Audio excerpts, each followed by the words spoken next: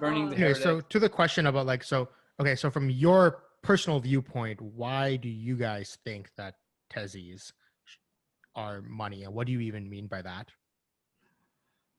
I mean, I think primarily the best, the best things that the, the best chance for this network to survive is to function as a store of value, because if they're just technology, so mere technology platform can be for it, right? Mm-hmm. If all you're doing is corralling a set of computers which are going to compute something, right? If all you're doing is compute, then the value of compute is very, very cheap. The amount of processing power you need to host an application is tiny. You're talking a few dollars on AWS. So it's not something that's going to be able to buy you crypto economic security on a chain. And so if you're just seeing this purely as a way to host application, to do compute, it's not going to get you anywhere. So where does your crypto economic security come from?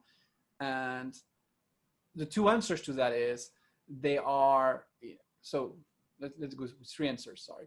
One answer is there's going to be a lot of fee paying in the network where gas, and because all these fees are going to be paid in this currency, is going to create demand for the currency, and that's going to create values, that's going to create economic security.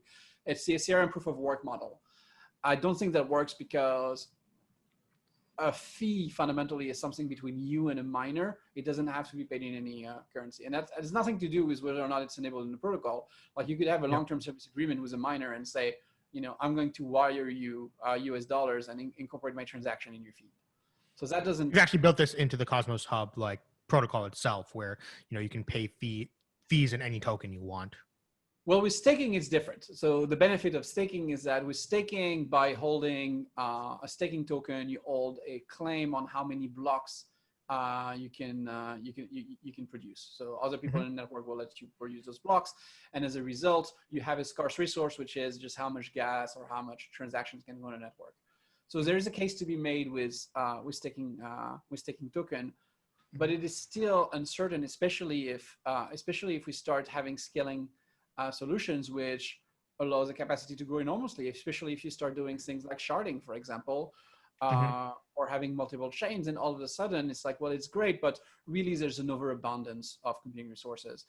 And right now we have to deal with the fact that blockchains don't scale, but over time, the better they scale, basically the closer the value of these apps are going to come down to the cost of compute, and that may not buy you crypto economic security. And the thing that's left essentially is being a store of value. And if you're a store of value means of payments, which is basically the one use case that's really been proven for cryptocurrencies, then you can have your crypto economic security. And so I think it's just the most viable way of surviving.